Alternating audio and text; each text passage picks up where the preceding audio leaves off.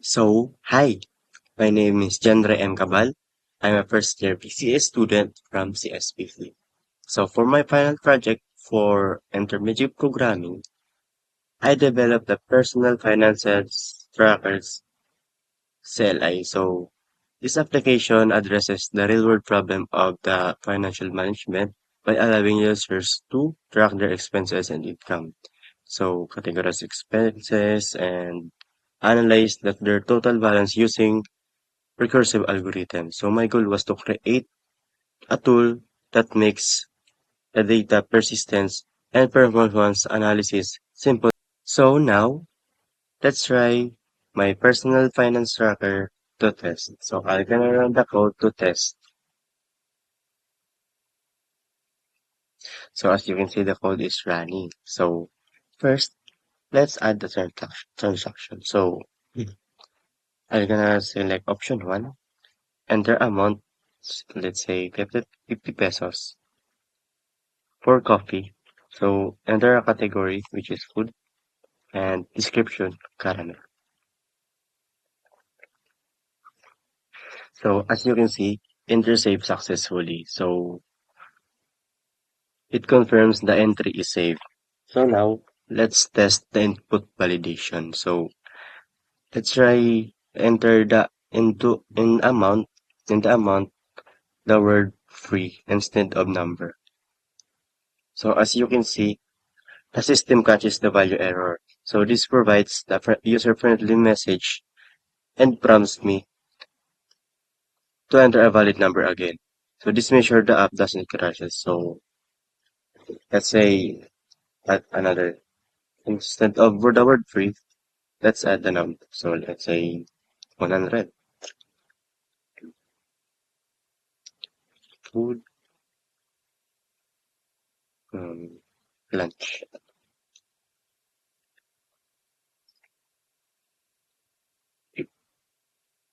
Next, let's look at option 2.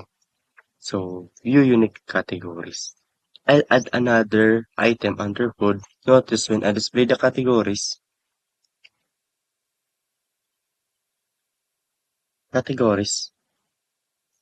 food only appears once. This is because I used Python set to manage categories, which is automatically address the prevention. So I'm gonna exit this program to see if the activity was saved. So I'll select option 4, which is exit. Wait. So exiting. Data is saved to CSV. So it noticed so my previous activity is saved because I used the CS. Of my code, as you can see, I I properly declared my dependencies.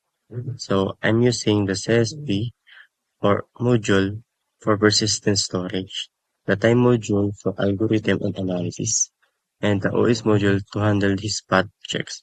So you also notice a clean project header and docstring, which ensure that the codes follow PV8 standards for readability and organization. So I did this because global imports at the top of the script are a PAP8 standard.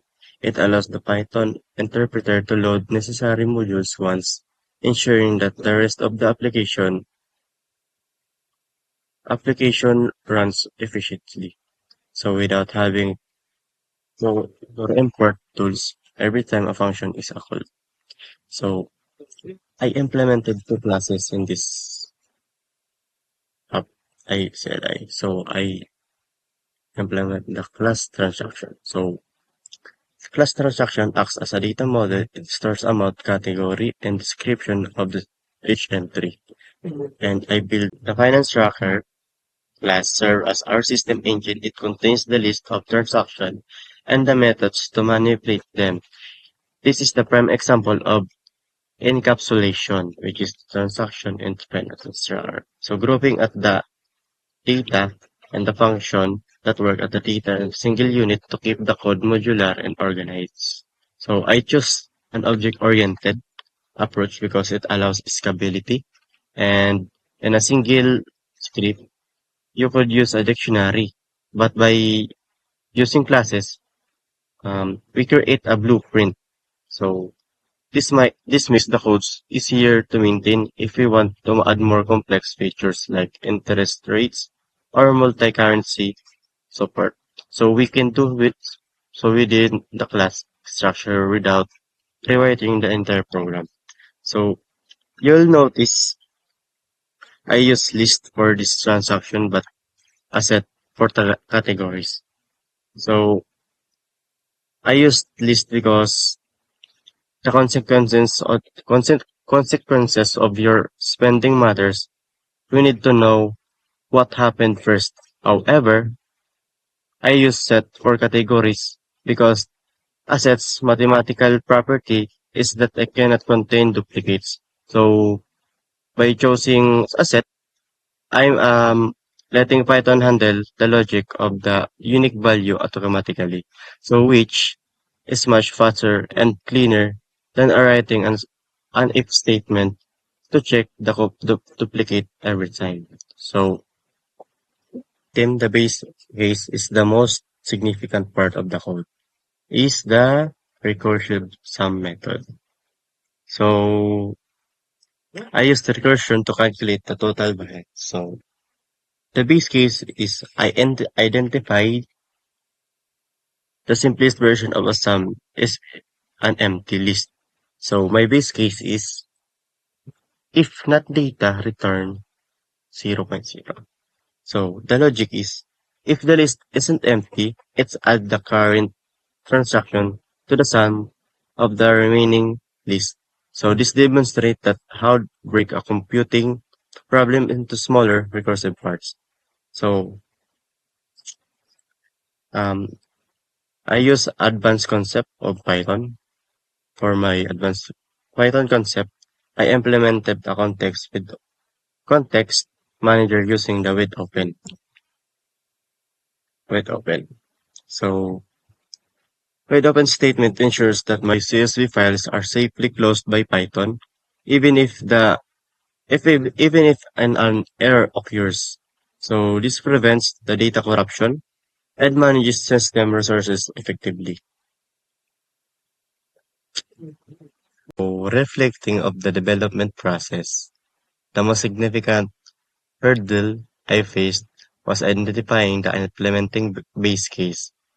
Within the recursive summation function, initially it was a difficult to move away from the iterative mindset where you just look through a list and embrace the recursive mindset. So I spent a lot of time trying to visualize how to program unwinds the stack. I had to understand that every time that function calls itself isn't finishing. So it's actually pausing it and waiting for the next version or of itself to return value. So the moment of clarity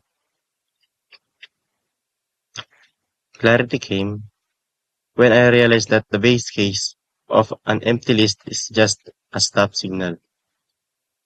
It is that anchor that allows all those post function to finally return their data and sum up the final Philippine peso total. So mastering this concept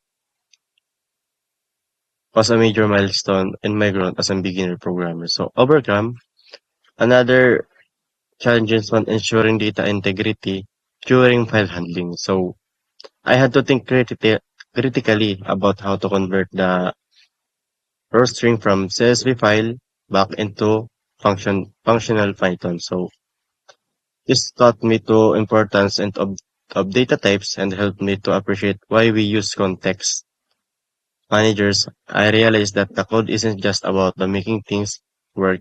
It's about making things stable so they don't break when the user does something unexpected. So if I were given a more time to reiterate of this project, this personal financer tracker, so I will focus heavily on the data structure process section. So currently, this app displays transaction as they are entered. I would like to implement a recursive merge sort algorithm. So this would allow the user to toggle between viewing their spending the highest amount of or by date. So by moving from a simple sum of sorting algorithm, I would be hitting ever higher level algorithmic goals and improving the time complexity and search feature. So I also envision adding budget alert.